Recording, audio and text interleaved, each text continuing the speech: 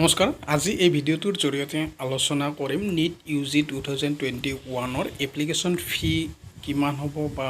Online প্ৰচেছটো কেনেকুৱা হ'ব বা কি ডকুমেণ্টছ লাগিব সেই বিষয়ে আলোচনা কৰিম যেহেতু বহুত কেণ্ডিডেটে এই বিষয়ে সুধি আছিলে এপ্লিকেশ্যন ফি কিমান হ'ব সেইকাৰণে কিছুমান ইম্পৰ্টেণ্ট ইনফৰমেশ্যন এই ভিডিঅ'টোৰ জৰিয়তে আলোচনা কৰিম online submission of application form ডেটটো ইতিমধ্যে গমেই পাইছে 13 জুলাইৰ পৰা 6 আগষ্ট 2021 লৈকে চলি থাকিব আপ টু 11:50 PM তাৰপিছত লাষ্ট ডেট অফ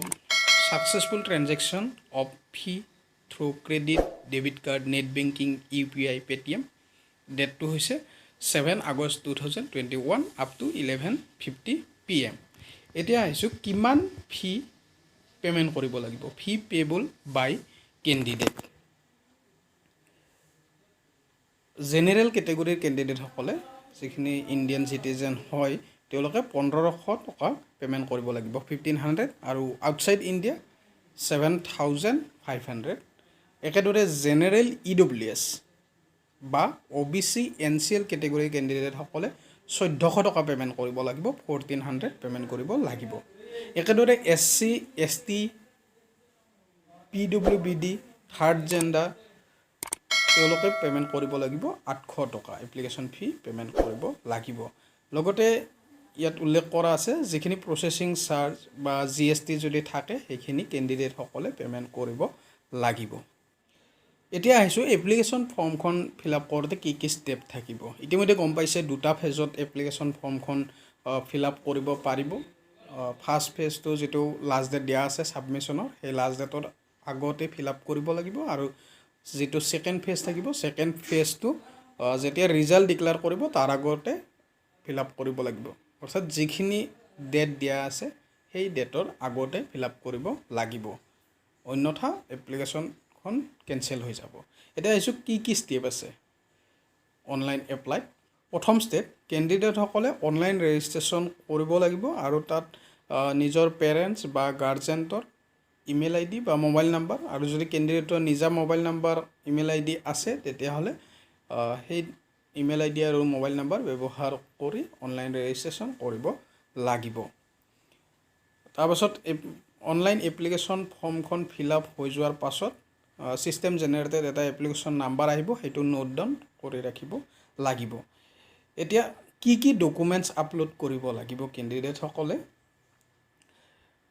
ডকুমেন্টছ সমূহৰ ভিতৰত আছে passport size photograph JPG file ফৰমেটত দিয়া আছে আৰু সাইজটো দিয়া আছে 10 KB to 100 KB passport size ফটোগ্ৰাফৰ কাৰণে তাৰপিছত দিয়া আছে পোষ্ট কাৰ্ড সাইজ ফটোগ্ৰাফ এটো দিয়া আছে 4 ইঞ্চি into 6 ইঞ্চি আৰু ফৰমেটটো হৈছে JPG ফাইল সাইজটো হৈছে 10 KB to 200 KB গতিকে ফটো লাগিব দুটা টাইপৰ এটা হৈছে পাসপোৰ্ট ফটো আৰু এটা হৈছে পোষ্ট কাৰ্ড সাইজ ফটোগ্ৰাফ লাগিব তাৰপিছত আহিলে সিগনেচাৰ স্পেলিংটো ইয়াত মিস্টেক হৈ আছে সিগনেচাৰৰ ফৰমেটটো JPG ফৰমেট সাইজটো দিয়া আছে 4 KB to 30 KB তাৰপিছত আহিলে লেফট হ্যান্ড থাম ইমপ্ৰেছন বাও হাতৰ বুঢ়া আঙুলিৰ ইমপ্ৰেছন দিব লাগিব আৰু ইয়াতো সাইজটো দিয়া আছে 10 KB to 200 KB আৰু ইয়াত উল্লেখ কৰা আছে যদি কোনোবা কেণ্ডিডেটৰ লেফট থামটো আনএভেইলেবল যদি লেফট থাম নাই বা তেনেকুৱা থাম ইমপ্ৰেছন দিব পৰা অৱস্থাত নাই তেতিয়া হলে ৰাইট হ্যান্ডৰ থাম ইমপ্ৰেছনটো দিলেও হ'ব অৰ্থাৎ সোঁ হাতৰ থাম ইমপ্ৰেছন দিলেও হ'ব তেনেকুৱা কেণ্ডিডেটৰ কাৰণে তাৰপিছত ডকুমেন্টছ হৈছে ক্লাছ 10 পাছ সাৰ্টিফিকেট PDF ফৰমেটত দিব লাগিব ফটোখিনি আছিল JPG ফৰমেটত এতিয়া ডকুমেন্টছ বিলাক দিব লাগিব PDF ফৰমেটত সাইজটো দিয়া আছে 50 KB to 300 KB একেদৰে যিবিলাকৰ স্পেশাল সাৰ্টিফিকেট থাকিব PWBD সাৰ্টিফিকেট তেওঁলোকৰ কাৰণে এই ডকুমেন্টছখনৰ সাইজটো দিয়া আছে PDF ফৰমেট লাগিব আৰু সাইজটো দিয়া আছে 50 KB to 300 KB একেদৰে সিটিজেনশিপ সাৰ্টিফিকেট বা যিকোনো এখন documents documentary proof of citizenship certificate সেইখনৰো PDF ফৰমেট দিব লাগিব আৰু সাইজটো একে দিয়া আছে 50 KB to 300 KB এই ডকুমেন্টছখনত PRC দিলেও হয় বা ভোটাৰ কাৰ্ড ইত্যাদি থাকিলে এইবিলাক দিলেও হয় বিশেষকৈ PRC-খন দিয়া যায়। তাৰপিছত ইয়াত উল্লেখ কৰা আছে সকলোখিনি ডকুমেণ্টছ যিখিনি বিচাৰিছে প্ৰেছক্ৰাইব ফৰ্মেট আৰু PDF ফাইলত আপলোড কৰিব দিছে। তাৰপিছত ফটোগ্ৰাফীৰ ক্ষেত্ৰত দিয়া আছে, যিটো পাছপোৰ্ট চাইজ বা post card size photo upload কৰিব দিছে, সেইটোত কি উল্লেখ কৰা আছে 80% ফেচ কাভাৰেজ। গতিকে ফেচটো মুখখন ভালদৰে আহিব লাগিব, 80% কাভাৰ হ'ব লাগিব। ইয়াৰ ক্লিয়াৰলি ভিজিবল, কাণখন ক্লিয়াৰলি ভিজিবল হ'ব লাগিব আৰু হোৱাইট বেকগ্ৰাউণ্ড হ'ব লাগিব ফটোৰ ক্ষেত্ৰত। যিটো পাছপোৰ্ট বা পোষ্ট কাৰ্ড ফটো আপলোড কৰিব সেইটোত হোৱাইট বেকগ্ৰাউণ্ডত হ'ব লাগিব। ফেচটো 80% থাকিব লাগিব, মুখখন 80% থাকিব লাগিব আৰু কাণ দুখন ক্লিয়াৰলি ভিজিবল হ'ব লাগিব।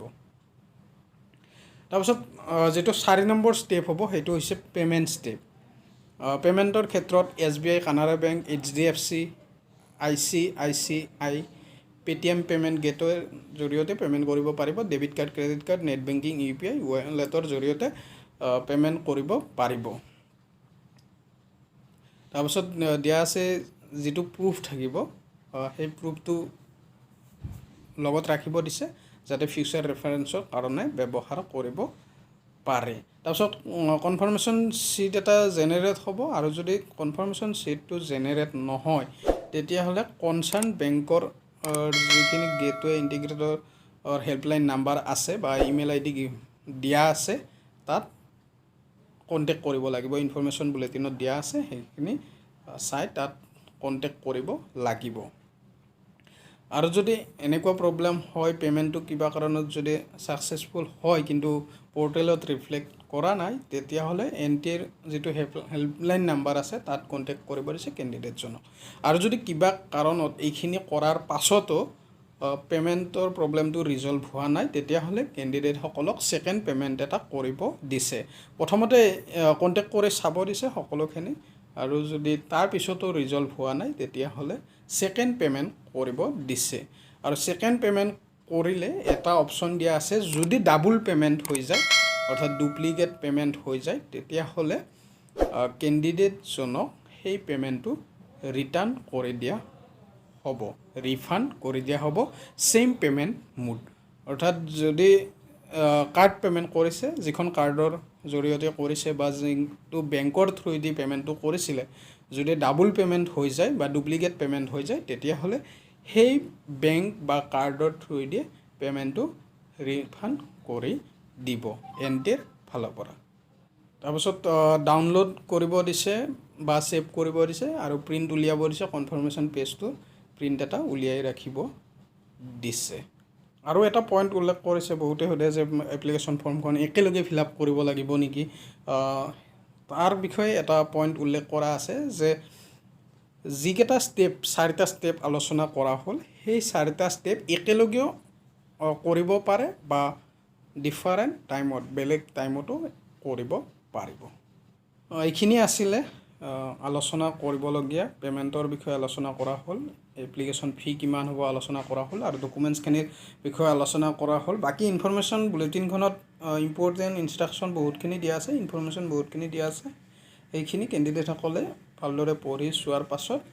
এপ্লাই কৰিব পাৰিব। গতিকে এইকেইটা পইণ্ট আছিলে আলোচনা কৰিবলগীয়া, সকলোখিনি আলোচনা কৰা হ'ল। ধন্যবাদ।